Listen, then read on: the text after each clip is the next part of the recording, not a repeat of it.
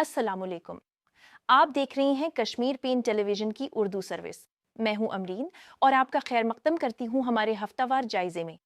آئندہ چند منٹوں میں ہم آپ کو جموں و کشمیر، بھارت اور دنیا بھر کی ان اہم خبروں سے آگاہ کریں گے جو گزشتہ ہفتے سرخیوں میں رہیں۔ آئیے آغاز کرتے ہیں سیاست اور حکمرانی سے۔ جموں و کشمیر کی ریاستی حیثیت کی بحالی اس ہفتے بھی سیاسی مباحثے کا مرکزی موضوع رہی۔ وزیر اعلیٰ عمر عبداللہ نے اپنی گپکار رہائش گاہ پر نیشنل کانفرنس کے ارکانی اسمبلی کا اجلاس طلب کیا اور بعد ازاں اعلان کیا کہ ریاستی حیثیت کی بحالی کے مطالبے کو مضبوط انداز میں اٹھانے کے لیے نیشنل کانفرنس کے رہنما اور اراکین پارلیمنٹ کے آئندہ مانسون اجلاس کے دوران نئی دہلی میں احتجاج کریں گے۔ جموں و کشمیر کانگریس نے بھی مکمل ریاستی حیثیت کی بحالی اور بلدیاتی انتخابات میں مسلسل تاخیر پر تشویش کا اظہار کیا۔ پارٹی رہنماؤں کا کہنا تھا کہ مکمل اختیارات رکھنے والی ریاستی حکومت کی عدم موجودگی کے باعث حکمرانی، ترقیاتی سرگرمیاں اور عوامی شکایات کے ازالے کا عمل متاثر ہو رہا ہے۔ نیشنل کانفرنس کے صدر ڈاکٹر فاروق عبداللہ نے عید کی تقریبات کے دوران مختلف اجتماعات سے خطاب کرتے ہوئے اتحاد، انصاف اور سماجی ہم آہنگی پر زور دیا۔ انہوں نے سری نگر ہوائی اڈے پر رن وے کی مرمت کے باعث عارضی سفری انتظامات کے تحت واپس آنے والے حجاجی کرام کو درپیش مشکلات پر بھی تشویش ظاہر کی۔ وزیر اعلیٰ عمر عبداللہ نے ایک قومی فورم سے خطاب کرتے ہوئے کہا کہ آرٹیکل 370 کبھی بھی جموں اور کشمیر میں ترقی کی راہ میں رکاوٹ نہیں تھا اور ریاستی حیثیت کی بحالی ان کی حکومت کی اولین ترجیح ہے۔ حکمرانی اور ترقیاتی اقدامات۔ اس ہفتے کئی اہم ترقیاتی منصوبوں اور اقدامات کا اعلان کیا گیا۔ نائب وزیر اعلیٰ سریندر چودھری نے جموں کے گریٹر کیلاش علاقے میں نو تعمیر شدہ ڈبل لین پل کا افتتاح کیا اور اسے شہری رابطہ کاری اور بنیادی ڈھانچے کی بہتری کی جانب ایک اہم قدم قرار دیا۔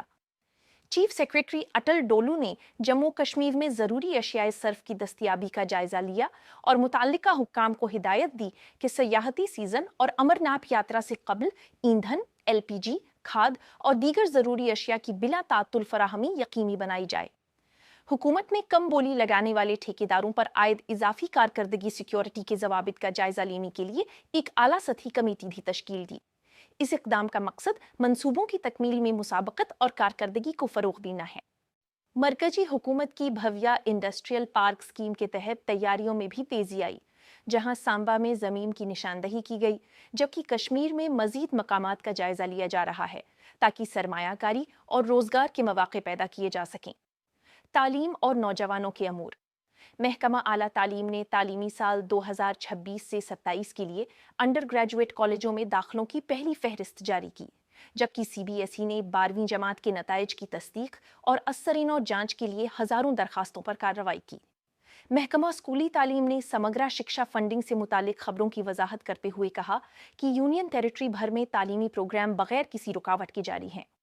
عالمی یوم سائیکل کے موقع پر وزیر اعلیٰ عمر عبداللہ نے سری نگر میں مائی یوتھ مائی پرائڈ مہم کے تحت سائیکل اتھون کو جھنڈی دکھا کر روانہ کیا، جس کا مقصد صحت مند طرز زندگی کو فروغ دینا اور منشیات کے خلاف بیداری پیدا کرنا تھا۔ اسی نوعیت کی تقریبات جموں و کشمیر کے مختلف اضلاع میں بھی منعقد ہوئیں۔ مشن یووا کے تحت نوجوانوں کو خود روزگار اور کاروباری سرگرمیوں کے فروغ کے لیے مالی معاونت فراہم کی جاتی رہی۔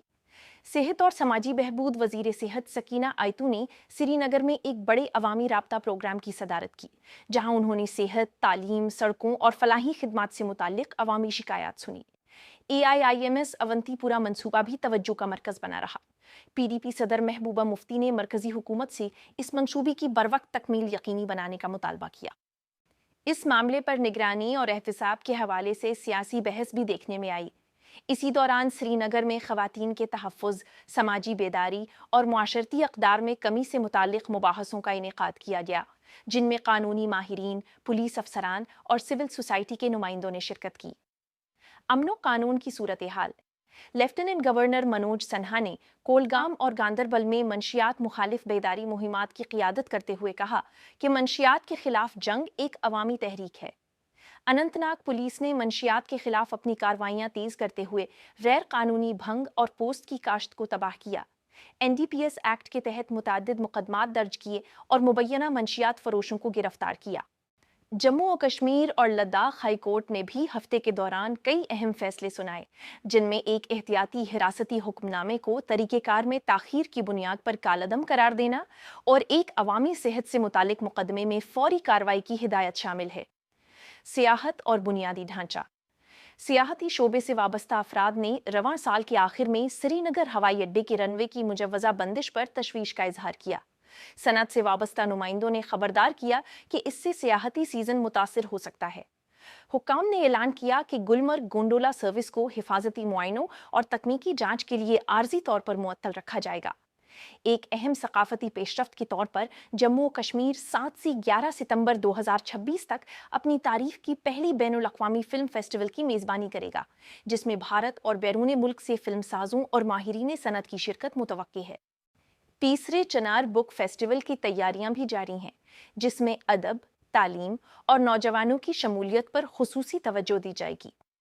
माहौलियात और काबिल तजदीद तवानाई।